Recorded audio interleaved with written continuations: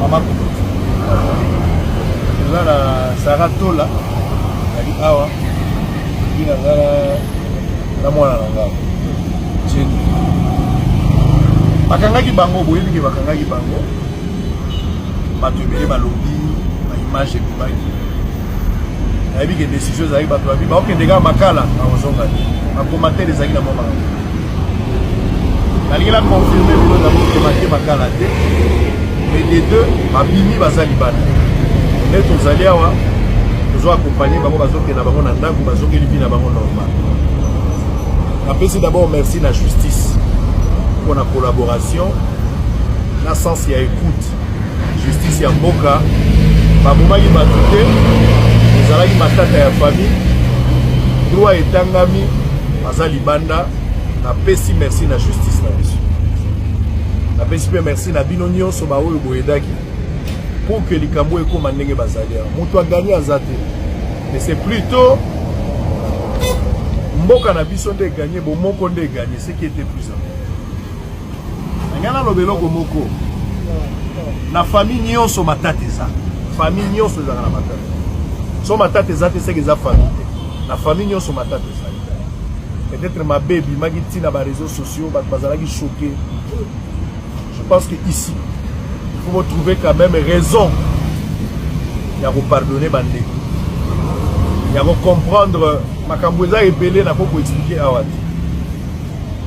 Parce que Belé, mais Sango, Négani nous sommes en Bango. Oui, nous sommes en Bango pour Babande Gonangai. Maman n'a pas, moi, les gens disaient, ah, Sango. Après, si Jenny. Maboka, on appelle ça été bon. Bazamwana, bazali banda.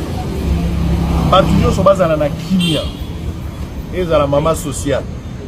Eza la Maria. Ntumba. Eza la Rebecca. Maboko la mama te basunga ne mama. Bo bomba famille na bi. On peut savoir le conseil mingi ya te mais la bika bo bomba famille. Bo battre la paix maman. Avenir eza loki. Bangonde baza banzambe ya se. Olingo za la béni, respectez maman. Na ibisi pe maman bomba bana na se ya mapapulu ko la soso. To solo ne makambo belé moyen ko loba na télévision. Ce qui est plus important, bazala ki na moi choc, nzamba suki ke bato la soso na bango. Jenny akomi mwana na ngai ko banda lelo. Ko bano mona mingi pe na biro aboso. Akomi mwana na. Au reste, merci encore une fois. Polémique et Zalate, Sarah za libre bakangi. Sarah yo. Lekaya. Mon chef d'état-major. Maman payé yo. Puis maman pour toi Zali. Puis Jenny. Ça va? On va faire la maison. On avait dit non moi je vais pas venir. Est-ce que tu vas venir? On leur dit que papa est là. Papa Samuel est là. Est-ce que quelqu'un va te séparer avec toi? Non, je pense pas. Allez, merci et à très bientôt. Bon bye. Allez. Merci papa.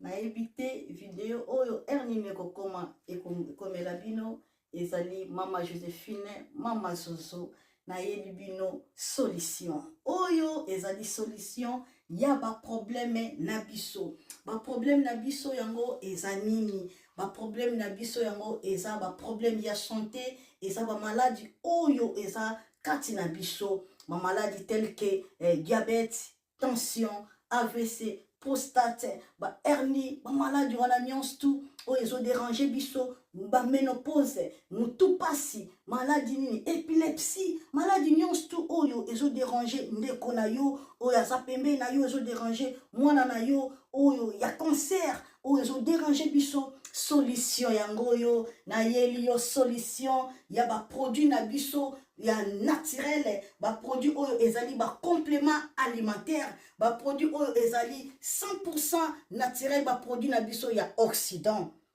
Ndeko nanga na yeli yo ba produit oyo eza juste biloka kolia oyo tozo ko compléter na nzoto na biso. Pourquoi? Parce que monde entier, monde déjà pollué. eza pollué à partir ya biloko oyo tozolia.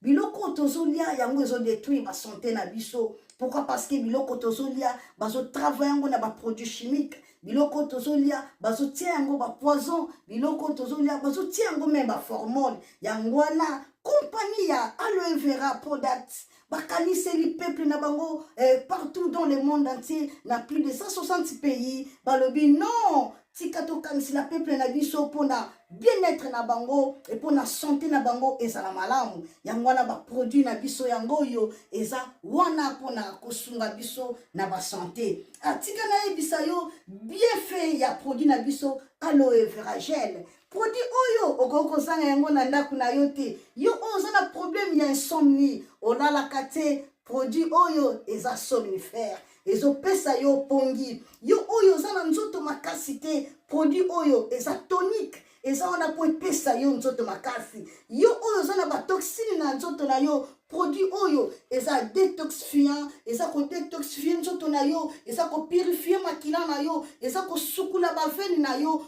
Produit oyo ezana ba bienfait ebele. Produit oyo ko soigner pour l'estomac, produit oyo ko soigner pour la constipation, produit oyo eza produit moko ezo ko sunga système immunitaire na biso. Yango ndeko yo ko zanga ba produit oyo te pour la santé na yo. Santé ezana prité, santé ezana prité. Yango wana somba produit oyo soki omilingaka pe olingi libota na yo, olingi mobali na yo, olingi bana na yo te okoko sanga produit oyo te. Yango na yo ko présenter yo produit ya aloe vera gel. Yango soko lingi kozwa yango lolenge nini? Contactez Maman Joséphine na plus 44 79 853 90 849. Na balieli susu plus 44 79 853